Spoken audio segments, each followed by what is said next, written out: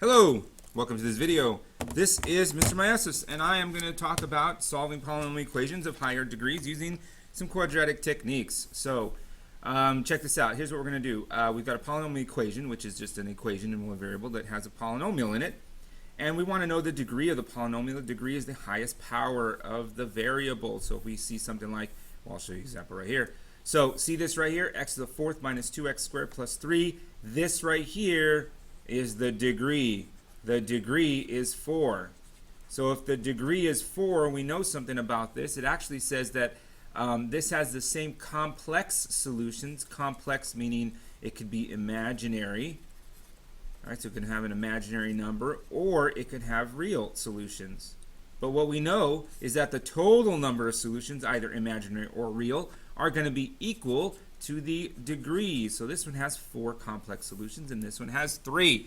And you'll know that one of the things that I'll say on my next video is that imaginary ones have to come in pairs. So we can never have one imaginary. We have to have 2, and I'll show you that in the next video.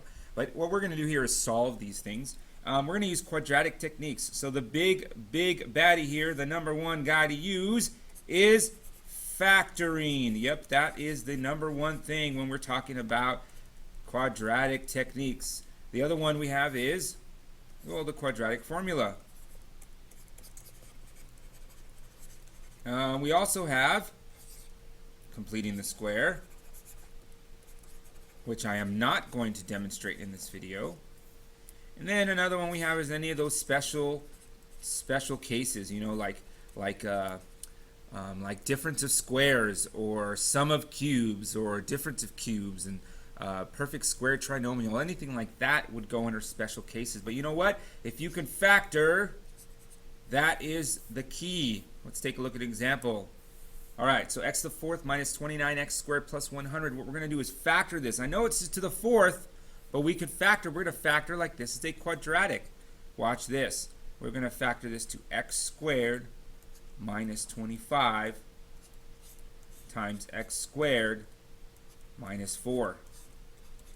Right? Why does that work? Well, x squared times x squared is x to the fourth. And if we FOIL this out, negative 25 and negative 4 is positive 100. We add those together, we get negative 29. That factors. Check this out, folks. We know that this can factor again. X plus 5, x minus 5, x plus 2, x minus 2. Well, look at that. All right, now that we have all these, we're going to take each of these separately and set them equal to 0. X plus 5 equals 0, x minus 5 equals 0, x plus 2 equals 0, x minus 2 equals 0, and we're going to solve each of these. So we get negative 5, positive 5, what's with those 5s? Negative 2, and positive 2, and those are our answers, folks. All right, so we can solve these using factoring. So just remember, factoring is really important, okay? All right, let's take a look at another one. This is a practice one. Similar thing. Why don't you go and try it?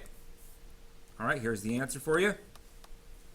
See, in this case, we have an imaginary number, right? Because we have x squared plus 4 equals 0. We're going to subtract 4 to both sides and take the square root. Plus or minus square root. Don't forget that. Okay, let's take a look at another one here. Solve this equation. Well, this one we're going to factor again. This time we got a common factor. So we're going to take out the greatest common factor, which is x cubed. We're going to have x squared plus 4x, yes, 4x minus 32 equals 0. We got to factor again, folks. This is like factoring completely. All right, factoring completely. So we're going to have plus 8 x minus 4. Now we're going to set each of these equal to 0. So x cubed equal to 0, x plus 8 equal to 0, x minus 4 equal to 0. So x equals 4, x equals negative 8, x equals 0. All right? Bam. Done. All right? All right, that's all I have for you. Catch you later. Bye.